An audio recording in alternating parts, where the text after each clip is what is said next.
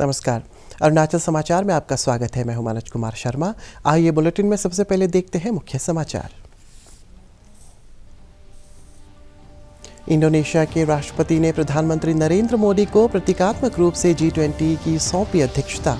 शिखर सम्मेलन के समापन सत्र को संबोधित करते हुए श्री मोदी ने कहा, अगले वर्ष में भारत का प्रयास होगा कि G20 सामूहिक कार्य को बढ़ाने देने के लिए वैश्विक स्तर पर करे कार्य और महिलाओं के नेतृत्व को दी जानी चाहिए प्राथमिकता।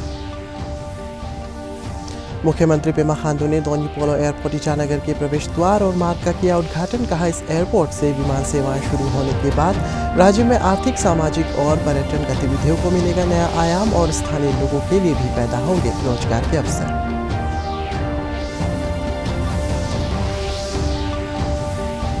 National disaster management authority Arunachal Pradesh सरकार के आपदा प्रबंधन विभाग के सहयोग से गुरुवार 17 नवंबर को ईटानगर सहित राज्य के अन्य जिलों में भूकंप की तैयारियों की लेकर किया जाएगा मॉक ड्रिल। ईटानगर के जिला उपायुक्त ने कहा, सुबह 9 बजे से मॉक ड्रिल के मद्देनजर यातायात में किया गया है बदलाव। बाली में G20 शिखर सम्मेलन के समापन समारोह में आज भारत को G20 की अध्यक्षता सौंपी गई। इस अवसर पर इंडोनेशिया के राष्ट्रपति ने प्रधानमंत्री नरेंद्र मोदी को प्रतीकात्मक रूप से G20 की अध्यक्षता सौंपी। श्री मोदी ने कहा है कि ये प्रत्येक भारतीय के लिए गर्व का पल है, क्योंकि भारत G20 की अध्यक्षता संभाल रहा है। उन्होंने कहा है कि भारत ऐसे समय में G20 का प्रभार ग्रहण कर रहा है जब विश्व भौगोलिक राजनीतिक तनाव, आर्थिक मंदी, खाद्य पदार्थों और ऊर्जा के बढ़ते मूल्य तथा महामारी के दीर्घकालिक दुष्प्रभावों से संघर्ष कर रहा है। श्री मोदी ने कहा है कि अगले वर्ष में भारत का प्रयास होगा कि G20 सामूहिक कार्य को बढ़ावा देने के लिए वैश्विक स्तर पर कार्य करे। उन्होंने इस बात पर बल दिया है कि महिलाओं के नेतृत्व में विकास G20 की प्राथमिकता होनी चाहिए। प्रधानमंत्री ने कहा है कि शांति और सुरक्षा के बिना भविष्य की पीढ़ियां आर्थिक बुद्धि या प्रौद्योगिकी नवाचार का लाभ नहीं उठा सकेंगी। उन्होंने कहा है कि G20 को शांति और सौहार्द के पक्ष में कड़ा संदेश देना चाहिए। ये सभी प्राथमिकताएं भारत की G20 अध्यक्षता के विषय एक धरती, एक परिवार, एक भविष्य में पूरी तरह समाहित है। अगली G20 शिखर सम्मेलन 9 और 10 दिसंबर अगली G20 शिखर सम्मेलन 9 और 10 सितंबर को नई दिल्ली में होगा। भारत G20 का जिम्मा ऐसे समय ले रहा है जब विश्व जियोपॉलिटिकल तनावों, आर्थिक मंदी, खाद्यान्न और ऊर्जा की बढ़ी हुई कीमतों और महामारी के दीर्घकालीन दुष्प्रभावों से एक साथ जूझ रहा है। ऐसे समय विश्व G20 की तरफ आशा की नजर से देखता है। आज मैं ये आश्वासन देना चाहता हूं कि भारत की G20 अध्यक्षता इंक्लूसिव, एम्बिशियस, डिसिसिव और एक्शन ओरिएंटेड होगी। एक्सेलेंसी, अगले एक साल में हमारा प्रयत्न रहेगा कि G20 नए विचारों की परिकल्पना के लिए और सामूहिक एक्शन को गति देने के लिए एक ग्लोबल प्राइम मूवर की तरह काम करे। प्राकृतिक संसाधनों पर ओनरशिप का भाव आज संघर्ष को जन्म दे रहा है और पर्यावरण की दुर्दशा का मुख्य कारण बना है। प्लेनेट के सुरक्षित भविष्य के लिए ट्रस्टीशिप का भाव ही समाधान है। इसमें लाइफ यानी लाइफस्टाइल फॉर एनवायरनमेंट अभियान एक बड़ा योगदान दे सकता है। इसका उद्देश्य सस्टेनेबल लाइफस्टाइल को एक जन आंदोलन बनाना है। एक्सेलेंसी, आज आवश्यकता है कि विकास के लाभ सर्वस्पर्शी और सर्वसमावेशी हो। हमें विकास के लाभों को ममभाव और समभाव से मानव मात्र तक पहुंचाना होगा। वैश्विक विकास महिलाओं की भागीदारी के बिना संभव नहीं है। हमें अपने G20 एजेंडा में विमेन लेड डेवलपमेंट पर प्राथमिकता बनाए रखनी होगी। बिना शांति और सुरक्षा हमारी आने वाली पीढ़ियां आर्थिक वृद्धि, या टेक्नोलॉजिकल इनोवेशन का लाभ नहीं ले पाएगी। G20 को शांति और सौहार्द के पक्ष में एक दृढ़ संदेश देना होगा। मुख्यमंत्री पेमा खांडू ने आज दोन्यी पोलो एयरपोर्ट ईटानगर के प्रवेश द्वार और मार्ग का उद्घाटन किया। अपने संबोधन में मुख्यमंत्री ने कहा है कि इस एयरपोर्ट से विमान सेवाएं शुरू होने के बाद राज्य में आर्थिक, सामाजिक और पर्यटक गतिविधियों को एक नया आयाम मिलेगा और स्थानीय लोगों के लिए भी रोजगार के अवसर पैदा होंगे।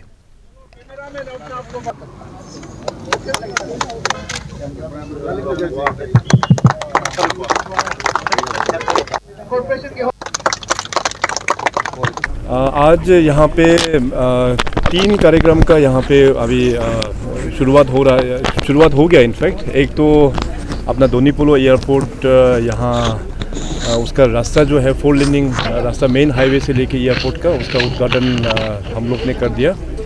और सेकेंडली जो है जो हम लोगों का ट्राइबल का जो पहचान है वो बैम्बू है। तो इस बार हम लोग ने एक यंग एंटरप्रेन्योर जो बैम्बू में एक डिज़ाइनर है उनको लगा के यहाँ पे ट्रेडिशनल वे ऑफ अपना यहाँ पे कल्चर शोकेसिंग करने के लिए बैम्बू गेट बहुत ही यूनिक है, तो उसका भी यहाँ पे आज उद्घाटन हुआ है। और तीसरा जो है हमारा IMC के ओर से जो स्वीपिंग मशीन और जो गार्बेज को उठाने वाला जो नया टेक्नोलॉजी से जुड़ा हुआ जो गाड़ी है उसको हम लोग ने यहाँ फ्लैग ऑफ किया। तो अरुणाचल वासी के लिए बहुत ही खुशी का एक खबर है कि माननीय प्रधानमंत्री जी दोन्यी पोलो एयरपोर्ट ईटानगर जो यहाँ होलोंगी में है उसको उद्घाटन के लिए 19 तारीख को यहाँ पे आ रहा है। अभी तक का सबसे बड़ा एयरपोर्ट जो अपना कैपिटल एरिया का है जो यहाँ पे अभी 19 को जो उद्घाटन होगा। तो ये एयरपोर्ट उद्घाटन होने के बाद हमारा अरुणाचल के जनता को बहुत बेनिफिट मिलने वाला है। नरेंद्र मोदी साहब के आशीर्वाद से अभी अरुणाचल में कुल मिला के 6 एयरपोर्ट एडवांस लैंडिंग ग्राउंड तो पहले बन चुका है।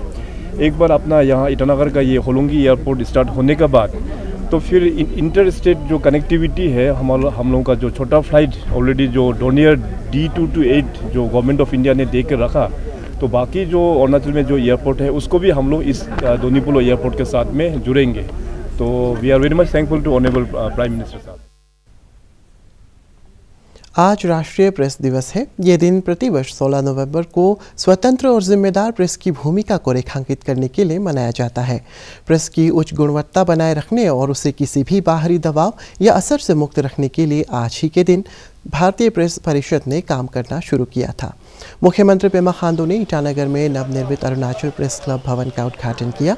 इस अवसर पर राज्य के गृह और IPR मंत्री बामंग फेलिक्स, मीडिया कर्मियों सहित कई गणमान्य व्यक्ति मौजूद थे। श्री खांडू और फेलिक्स ने मीडिया कर्मियों को राष्ट्रीय प्रेस दिवस की शुभकामनाएं देते हुए उनके लिए स्वतंत्र और सुरक्षित माहौल सुनिश्चित करने की प्रतिबद्धता व्यक्त की।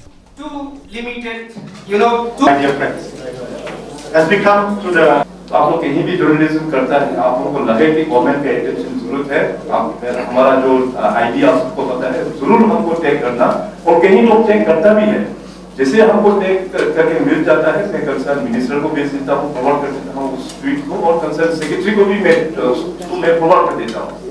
हम सब लोगों का मोटिव तो ये है कि नेशनल बिल्डिंग में अपना देश विकास हो, अपना राज्य विकास हो। हम सबका एजेंडा तो कॉमन है। तो अरुणाचल के हम लोग ट्राइबल होने का नाते हमारा पब्लिक जो है खूब इनोसेंट होता है।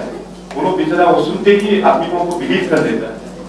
और सोसाइटी किस प्रकार से ट्रांसफॉर्म होकर आगे बढ़ना चाहिए, मैं हमको लग रहा है कि हमारे सोसाइटी के एजुकेटेड यूथ हो गया, तो अपना समाज में भी आप लोगों को जब समाज का एपेक्स बॉडी जो मीटिंग होता है, आपका CBOs का जो मीटिंग होता है, उसमें भी आप लोगों को गाइड करना चाहिए लोगों को। और मैं सोच रहा हूँ कि आजकल तो क्योंकि देश का जो इकोनॉमी जो बढ़ता है तो बैंक का इंटरेस्ट घट जाता है। आई डोंट नो, वो 2 करोड़ का इंटरेस्ट में अभी तो आप लोगों को बहुत ही कम मिल रहा होगा। तो क्यों ना उस पर्पस करके जहाँ में हम लोग एनुअल एक क्रांति एक जो होता है वो देने से आप लोगों को और भी अच्छा काम होगा। तो इस प्रकार से ऑनरेबल मिनिस्टर बामंग साहब है, दोनों मेमोरेंडम जो वर्किंग जर्नलिस्ट यूनियन और डिजिटल एंड इलेक्ट्रॉनिक मीडिया से जो मिला है वो डिपार्टमेंट का साथ में बैठकर गवर्नमेंट में लेकर आए, जो कर पाएंगे हम लोग पूरा अच्छी तरह से आप लोगों को साथ देगा। Media keeps on frequently travelling, घूमना पड़ता है, देश प्रदेश के कोना कोने में जाना पड़ता है, sometimes to the extent of going out to the state also. तो उसके लिए honourable chief minister Pema Khandu के ये लीडरशिप में जो एक्रेडिटेड जर्नलिस्ट लोगों को एक सब्सिडाइज एकोमोडेशन और लॉजिस्टिक का भी हम लोग ऑलरेडी इन प्लेस में है। Whatever policies, whatever information, whatever transformation we roll out for the people should be informed to the people. This is very important. Papum Pare जिले के उपायुक्त सचिन राणा ने कहा है कि आगामी 19 नवंबर को प्रधानमंत्री नरेंद्र मोदी दोन्यी पोलो एयरपोर्ट ईटानगर सहित राज्य की कई महत्वपूर्ण परियोजनाओं का उद्घाटन करेंगे। श्री राणा ने कहा है कि सुबह 6:30 से 8 बजे तक लोगों को कार्यक्रम में हिस्सा लेने के लिए एयरपोर्ट पर प्रवेश दिया जाएगा। उन्होंने कहा है कि 10,000 लोगों के बैठने की व्यवस्था की गई है। आ रहे हैं 19 नवंबर को सुबह 9:30 को उनका पहुंचने का प्रोग्राम है। मुझे यकीन है कि सारी तैयारियां टाइम रहते ही पूरी कर ली जाएंगी। सीएम साहब का भी उसमें बहुत गाइडेंस मिल रहा है हमको, तो ऐसा कोई भी इशू नहीं रहा है कि जो हमारे टच से बाहर हो। आज सुबह एसपीजी का भी टीम आ गया, उनके भी कुछ सजेशन डायरेक्शंस हैं, उसके हिसाब से अभी हम लोग और तैयारी कर रहे हैं। जो हमारे जनता है उनको पहुँचने का समय फिक्स किया गया है, उसको 6:30 सुबह से उनके लिए डोर्स ओपन किए जाएंगे गेट एंट्री के लिए, और अराउंड 8 बजे तक सुबह मॉर्निंग को 8 बजे तक उनका एंट्री परमिटेड किया जाएगा, सो दैट कि वो आधे एक घंटे में अपने सीट्स पर स्थानों पर बैठ जाएं। 10,000 लोगों को बैठने का प्रावधान किया गया है। इसमें मेरी रिक्वेस्ट है आईसीआर के लोगों से और पापुम-पारे के लोगों से, इसमें ज़्यादा से ज़्यादा नंबर में आप लोग पहुँचें और वहाँ पर हमारे जो प्रधानमंत्री हैं उनका संबोधन सुने और हमारे सीएम साहब का और हौसला बढ़ाएं, ताकि वो हमारे राज्य के लिए और अच्छे अच्छे काम कर पाएँ। इसके लिए जो पासिस का सिस्टम है, या तो अपने ऑनरेबल एमएलए साहब से कांटेक्ट कर सकते हैं, उनको नोडल ऑफिसर बनाया है सीएम साहब ने, तो उनके थ्रू भी आप पास इशू करवा सकते हैं। और अदरवाइज़ आप डिस्ट्रिक्ट एडमिनिस्ट्रेशन से भी पास इशू कर सकते हैं कि बिना एंट्री पास के एंट्री वहाँ पर संभव नहीं होगा, तो आप बिना एंट्री कार्ड के ना जाएं। और उसमें काफ़ी सारी चीज़ें प्रोहिबिटेड आइटम्स में डाली गई हैं, तो उन चीज़ों को ना लेकर जाएं, अन्यथा बिना बात का आपको तकलीफ होगा। आसाम से भी हम लोग, क्योंकि हमारे देश के प्रधानमंत्री हैं, तो उसमें कोई भी पार्टिसिपेंट आना चाहता है तो ही इज़ आवर गेस्ट, तो उनको भी अगर आसाम साइड से भी आना है तो वो डिस्ट्रिक्ट एडमिनिस्ट्रेशन को रिक्वेस्ट कर सकते हैं, हम उनको भी पासेज इशू कर देंगे। जितने भी डिस्ट्रिक्ट ऑफिसर्स हैं, डिस्ट्रिक्ट कलेक्टर्स हैं, एडीसीज हैं, उनमें असेंबली कॉन्स्टिट्यूंसी वाइज सरकार के निर्देश दिए गए हैं, डायरेक्शंस दिए गए हैं कि वहाँ पर deputy commissioner, additional deputy commissioner वहाँ पर एक मास गैदरिंग करेंगे और वहाँ पर जो पीएम साहब का टेलीकास्ट है उसको लाइव टेलीकास्ट करेंगे, तो वहाँ पर भी सेलिब्रेशन होगा। डेवलपमेंट पॉलिसी उसके बारे में भी लोगों को बताया जाएगा और इससे हमारे को एक बहुत अच्छा मैसेज देने को मिलेगा कि हम लोग पूरा अरुणाचल एक साथ है और हम नरेंद्र मोदी जी का बहुत आदर करते हैं। उनको सुनने के लिए हम अपने ज़िले से भी सुन रहे हैं, अपने घरों से भी सुन रहे हैं। तो इसमें जो अरुण प्रभा है, दूरदर्शन है, उसके ऊपर लाइव टेलीकास्ट होगा और इंटरनेट से भी यूट्यूब, फेसबुक, ट्विटर जो हैंडल्स हैं प्रधानमंत्री के और सीएम ऑफिस के, उन दोनों से भी उनका लाइव टेलीकास्ट किया जाने का प्रावधान किया गया है। कृषि मंत्री तागे ताकी ने चांगलांग जिले के जयरामपुर में बागवानी विभाग के तहत सेंटर ऑफ एक्सीलेंस के रिनोवेशन वर्क का जायजा लिया। इस अवसर पर स्थानीय विधायक लाइसेंस सिमाए और विभाग के कई अधिकारी मौजूद थे। उन्होंने कहा है कि राज्य सरकार स्थानीय संभावनाओं को ध्यान में रखकर रोजगार के अवसर पैदा करने के लिए कृषि, बागवानी और पशुपालन क्षेत्र को बढ़ावा दे रही है। ईटानगर राजधानी क्षेत्र जिला प्रशासन द्वारा जारी एक विज्ञप्ति में बताया गया है कि कल यानी 17 नवंबर को national disaster management authority NDMA Arunachal Pradesh सरकार के आपदा प्रबंधन विभाग के सहयोग से गुरुवार 17 नवंबर को ईटानगर सहित राज्य के अन्य जिलों में भूकंप की तैयारियों को लेकर एक मॉक ड्रिल किया जाएगा। जिला उपायुक्त तालो पोतम ने कहा है कि सुबह 9 बजे से दोपहर 1:30 तक मॉक ड्रिल के मद्देनजर यातायात व्यवस्था में बदलाव किया गया है। उन्होंने लोगों से प्रशासन के साथ सहयोग करने की अपील की है। ये आपका जो फायर सर्विसेज से रिलेटेड है और मेडिकल से रिलेटेड है, इंटायर जो डिपार्टमेंट है जो आपका डिजास्टर होने से बचाने के लिए, ये एक जो गवर्नमेंट ऑफ इंडिया और गवर्नमेंट ऑफ अरुणाचल प्रदेश का तरफ से जो आर्टवेयर का ड्रिल एक तो आज हुआ है, जिसमें काफ़ी डिपार्टमेंट जो इंक्लूडिंग NDRF, SDRF से लेके सारा सिस्टम को एक टाइम एक तो फिक्स किया गया है कि एक सिचुएशन क्रिएट करना है। उस सिचुएशन में कैसे हम जो भी डिजास्टर होता है उसको हम लोग मैनेज करेंगे। उसमें काफ़ी जैसे हमारा इंसिडेंट कमांडर लोग है और हमारा जो रिसोर्स मोबिलाइजेशन होता है और रिलीफ का एक्टिविटीज़ को कैसे हम उसको एक्टिवेट करेगा। तो हमारा डिस्ट्रिक्ट का डिजास्टर मैनेजमेंट में जो DDMO होता है वो जो है रिस्पॉन्ड करता है। मुख्यमंत्री पेमा खांडू ने अपने एक ट्वीट में बताया है कि सतत विकास के लिए ऊर्जा ज़रूरतों को ध्यान में रखते हुए पिछले 6 साल में अरुणाचल सरकार ने जल विद्युत ऊर्जा के क्षेत्र में कई महत्वपूर्ण परियोजनाओं को पूरा किया है। उन्होंने कहा है कि सरकार राज्य के सभी इलाकों में हर घर को 24 घंटे बिजली उपलब्ध कराने के लिए प्रतिबद्ध है। मुख्यमंत्री ने बताया है कि पारे, दीक्षी और कामेंग हाइड्रो पावर को सफलतापूर्वक कमीशन किया गया है और देश की सबसे अधिक क्षमता की 2000 मेगावाट की सुबनसिरी लोअर जल विद्युत परियोजना का कार्य प्रगति पर है। उन्होंने बताया है कि वर्तमान में राज्य में 1139 मेगावाट जल विद्युत का उत्पादन हो रहा है, जिसमें से 734 मेगावाट क्षमता पिछले 6 वर्षों में जोड़ी गई है। हाइड्रो पावर सेक्टर में एक महत्वपूर्ण कदम के तहत करीब 40,000 करोड़ रुपए की लागत से 2880 मेगावाट की दिबांग हाइड्रो पावर प्रोजेक्ट और 132 केवी के ट्रांसमिशन लाइन परियोजना प्रगति पर है। दिबांग वैली जिले के न्यू आरोपो और आनेलीत विलेज में सेवा आपके द्वार शिविर लगाया गया। इस शिविर में आसपास के गांवों के लोगों ने हिस्सा लिया और विभिन्न विभागों द्वारा प्रदान की जा रही सेवाओं का लाभ उठाया। इस अवसर पर लोगों ने अपने स्वास्थ्य की जांच कराई और जरूरी प्रमाण पत्र भी बनवाए।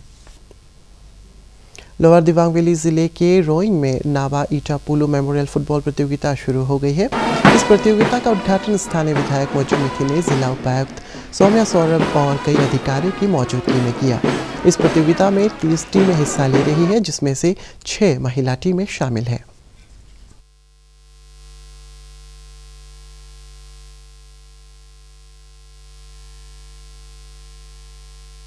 इस टूर्नामेंट पे हमें संज्ञान लेना है कि ड्रग्स हमारे बच्चों का जिंदगी कैसे बिगड़ रहा है। ये टूर्नामेंट हमारे लिए बहुत इम्पोर्टेंट है। अभी यहाँ खड़ा होकर अपने मन पर बहुत गर्व महसूस करता हूँ मैं कि कैसे इस टूर्नामेंट के जरिए हमारे बच्चों लोगों को बहुत सारी चीज़ सिखाया, एक्सपीरियंस दिया। टूर्नामेंट का जो सिलसिला चला, अनुशासन सीखा हमारे जितने भी बच्चे लोग हैं, टीम वर्क सीखा। नाता आज हमारे बीच ना रहे, फिर भी उनका सोच, उनका युवाओं के तरफ जो मानता था, जो वो युवाओं को आगे ठेलता था हर क्षेत्र पे, उनका सोच इस टूर्नामेंट के जरिए हमेशा आगे बढ़ते रहेंगे। हमारे यूथ में कितनी कैपेबिलिटी है, we can do whatever we want to do.